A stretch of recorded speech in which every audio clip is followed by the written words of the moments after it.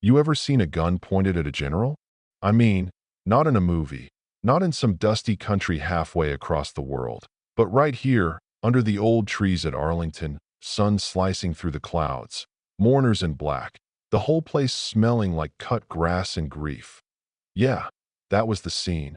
And if you'd blinked, you might have missed the most outrageous moment I've ever lived through, because the first voice to cut through that stunned silence, it didn't come from any soldier or brass. No, sir. It came from a kid, just a scrawny 12-year-old, standing with his mother, clutching her hand so tight his knuckles were white.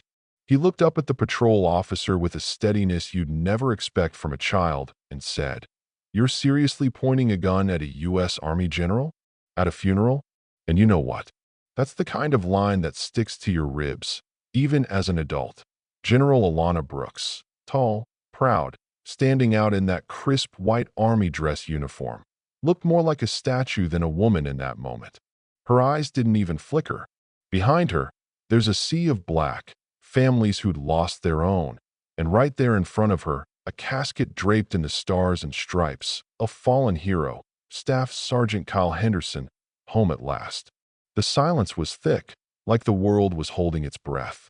And then this rookie cop, young enough to be mistaken for a college student, finger twitching on his sidearm, starts barking, "Drop the flag and get on your knees." Sweat beading down his brow, voice cracking, hands shaking, gun locked on her back. You could almost taste the confusion and the raw fear rolling off him. Now, let me back up a second. 6 minutes before that gun got drawn, the whole thing was beautiful, almost sacred. Families crying softly, rows of folding chairs in the shade, an honor guard standing at attention, a lone bugler polishing his trumpet, waiting for the moment to play taps. General Brooks, she wasn't just some distant commander. She'd promised Kyle's mother she'd bring her boy home, and that's exactly what she did, through dust and blood, all the way to this hallowed ground. But when she stepped forward, her skin brown, her uniform gleaming, the patrol officer didn't see the stars, didn't see the rows of ribbons or the history stitched into every thread. He saw something that didn't fit. And the only thing louder than his order was the shame rising up from the crowd that he screams again, "Get on your knees." Louder this time, like maybe volume could drown out the truth or chase away the ghosts. But right then, boom, there's movement up front. Colonel Murphy, white-haired, stiff as a board, shoots to his feet and bellows, "That's Major General Brooks. Are you out of your mind?" But the rookie doesn't budge, gun still up, eyes wide and scared, training crashing headlong into bias, into whatever stories he's been told about who gets to wear the uniform and who doesn't. That's when the twist drops. A row of 6 Navy SEALs, seated among the crowd like ordinary mourners, just stand up, no fuss, no drama. But suddenly there's this wall of presence moving in. 3 from the right, 3 from the left, silent, lethal, controlled. Nobody has to say a word. Their medals gleam in the sunlight, their eyes locked on the officer, every muscle coiled. Ortiz, their leader, steps into the gap, voice low and clear. "You're pointing a firearm at a decorated U.S. general. You're one wrong breath away from ending your career, or worse." The rookie stammers, "I'm just following protocol." She could be impersonating. But before he can finish, another SEAL, Martinez, rips off his cap. "That woman pulled me out of a burning Humvee while she was bleeding out and dragging 2 Marines."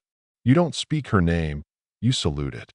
Still, that rookie's gun doesn't waver. And just when it feels like the world might snap in half, the team medic, Dalton, moves, smooth as silk, quick as a snake. He's behind the rookie, disarms him, hands the weapon to security, then looks right in the kid's face and says, "You didn't just point that at a soldier. You pointed it at every sacrifice this place stands for." You could hear the air go out of the crowd. Nobody clapped, nobody cheered, just this thick, aching hush, like everyone knew something sacred had almost been shattered. General Brooks finally turned, not angry. No, something heavier, sadder. She said, soft but clear enough for everyone to hear, "You saw my skin before you saw my stars. You saw a woman before you saw a warrior. You saw a thread instead of a leader. The rookie opened his mouth, probably searching for some excuse, but she shut him down. You didn't want to know. And with that, the SEAL stepped back. Security led the officer away. No cuffs, just the long walk of shame, head hung low, all eyes on him. Then the world creaked back into motion. Alana moved forward, knelt by Kyle's casket, hands trembling, not with fear, but with the weight of it all, and handed the flag to his mother, whispering, "He was brave. I promised to bring him home, and no moment of ignorance will ever take that away." The mother broke, just melted in her arms, and suddenly the crowd stood up, hats off, old veterans saluting, the bugle playing taps as the sunlight caught the tears on so many faces. And let me tell you, for 6 minutes the world had gone mad. Fear flipped to failure, disrespect faced down by unwavering honor, one man's ignorance swallowed whole by the discipline and dignity of those who serve. That's America, ugly and beautiful in the same breath. Never, ever point a weapon at someone who's carried one in combat, you know what I mean? Never mistake quiet strength for weakness, because respect is the currency out here, and it's earned, hard, and protected by those who've seen things you couldn't imagine. So, that's the story. Now, I gotta ask, after all that, what do you think? Was justice served right there? Or did something break that day that we're still not willing to fix? Do we judge too fast, see the surface, and miss the sacrifice? Drop your thoughts below. Let's talk about it. Right and wrong ain't always as clear as a dress uniform under the sun, and sometimes, maybe, it takes a 12-year-old's voice to remind us what honor really means. Let me take you back a little, just so you feel what I felt, smell what I smelled, before that gun even came out, before any of the chaos. This was Arlington, man, not just a graveyard, but the kind of place where the air feels thicker, heavier, where every breeze seems to carry names and stories and the quiet pride of sacrifice.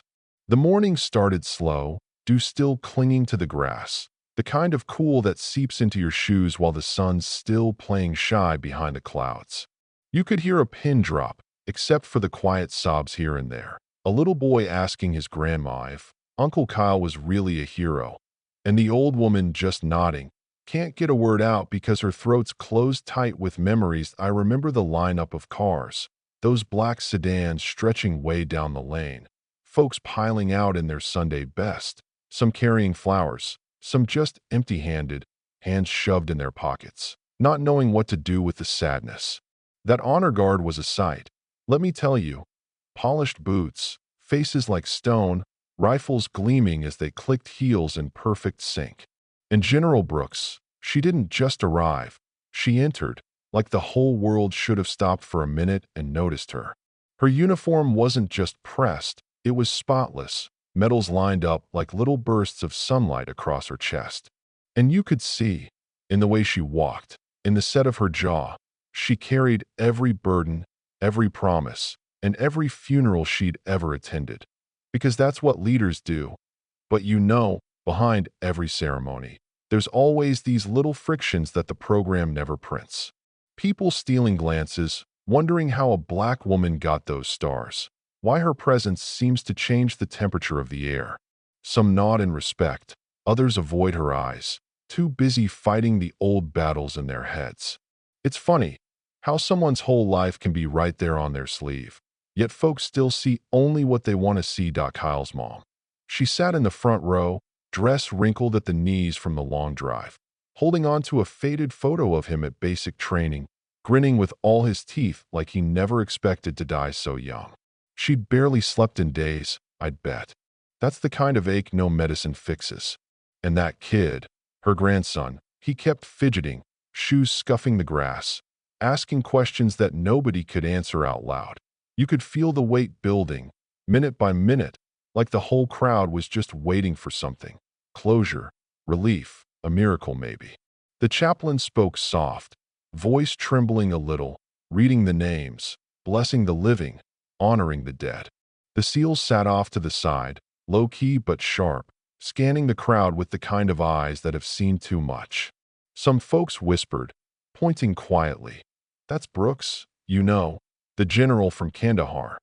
And the older vets nodded, remembering stories they'd only tell in bars after midnight, when the ghosts come out. Then came the flag folding, that sacred origami of loss and honor. 8 pairs of hands moving with slow, deliberate grace, as if each crease could somehow stitch a broken heart back together. The trumpet waited, the air thick with that weird silence before taps. A silence that makes even the bravest feel small. And right then, in the middle of all that sorrow and ceremony, that patrol car rolled up along the curb, lights off but presence loud as a thunderclap. The young officer, fresh face, maybe a year out of the academy, posted up at the edge, probably nervous, maybe even proud to be assigned to a general's funeral, not realizing the test that was coming for him. He watched every move with this sharp suspicion, hand never far from his belt, like he was waiting for someone to make a wrong step.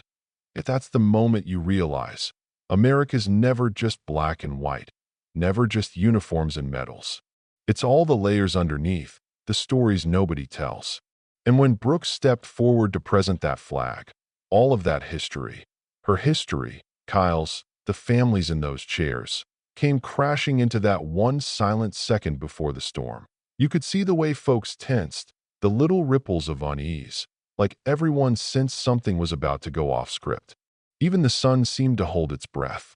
And that's when, with a flicker in his eye, the rookie officer called out, not with honor, not with reverence, but with doubt, suspicion, and the whole tangled mess of old fears. The rest you already know, the gun, the shout, the whole funeral held hostage by a single misunderstanding, a moment where the world could have shattered if not for the courage, the discipline, and that stubborn, simple American belief that respect is earned, not given. So, yeah, that's how it all began. And let me tell you, nobody in that cemetery that day would ever forget what followed. Not just because of what almost happened, but because of how quickly the line between dignity and disaster can blur, even in the places built to honor our very best. You ever see something like that, you don't walk away the same. You carry it with you, like the sound of taps echoing in your chest long after the bugler packs up and the world moves on. Fan nai senoi mok lean voi fan truok. Jup kitch ban tang chu, salva nip ju. Chuan fong catch dien on my. Du suc dan, dat veo chow treo ma on you ka.